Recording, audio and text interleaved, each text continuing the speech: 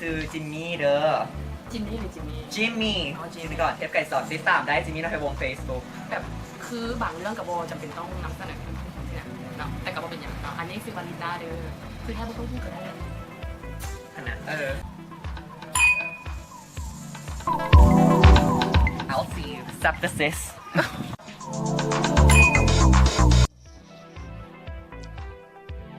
สบายดีทุกคนคิดนี่เองเนาะสบายดีบางคนก็อาจจะงงเนาะว่ามันผ่านมาเห็นอย่างแต่ว่าบางคนก็อาจจะรอถ่ายวิดีโอที่เขาตัดไปแล้วจากเทือแล้วก็บ่ได้ลงจากเทือเนาะจังใดก็ตามอันเริ่มต้นเลยเนาะจิมมี่มาจังไหนต้องได้ขอโทษขออภัยหลายๆสำหรับ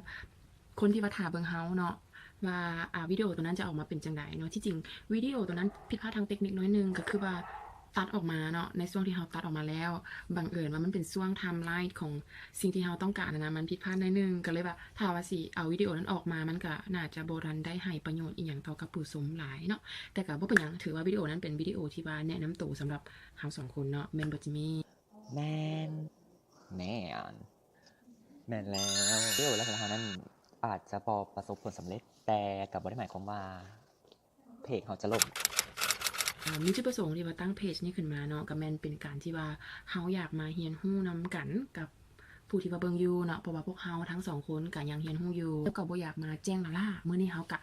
ขอสอดแทรกสาระมาหน่อยนึงถึงว่าจะน้อยแต่ก็ฟังนำกันเอาเป็นว่าเฮามาเริ่มต้นด้วยพลังบวกเนาะ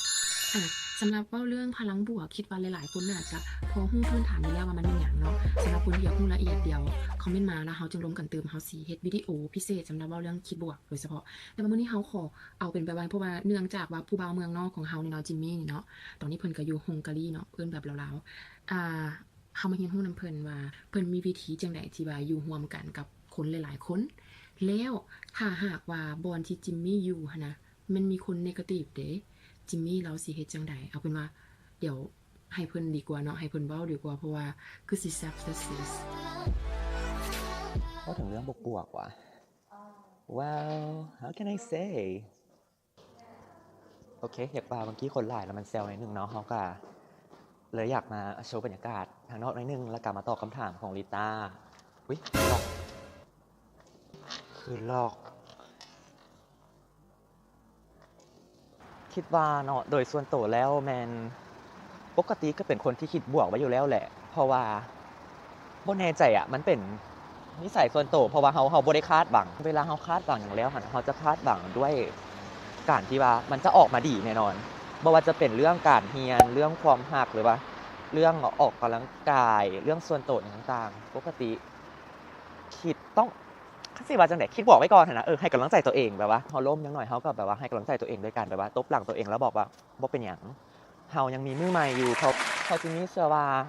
ถ้าคนที่ว่าบ่เคยถูกปฏิเสธหรือบ่เคยเฟลหั่นนะเป็นคนที่เฮ็ดเวียกบ่เป็นหรือบ่เคยเฮ็ดเวียกเลยหรือบ่เคยสร้างหยังเลยต่อตัวเองเพราะฉะนั้นการที่เฮาคิดบวกไว้ก่อนนั่นก็คือจะเป็นผลดีต่อเฮาเองแล้วก็เป็นการดีต่อคนอ้อมๆข้างเฮาเพราะว่าถ้าเฮาเป็นคนที่ว่ามีทัศนคติที่ดีแล้วคิดบวกไว้คนข้างๆก็จะอบอุ่นเวลาอยู่นำเฮา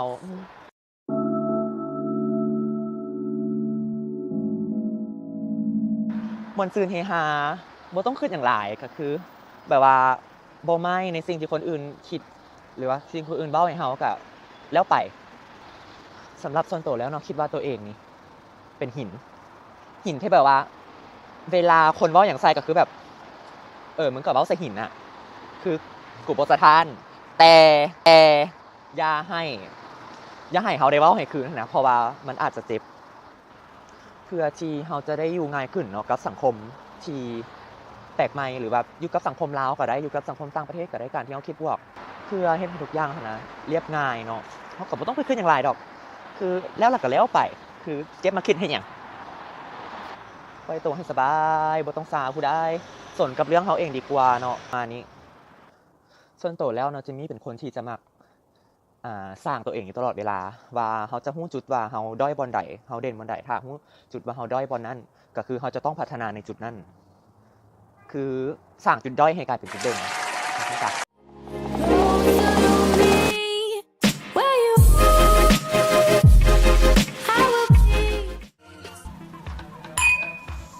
สำนี้แหละยาวโพดเดี๋ยวขอสิเบื่อ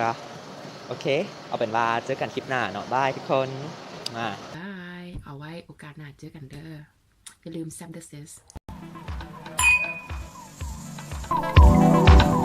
I'll see you. Sup the sis.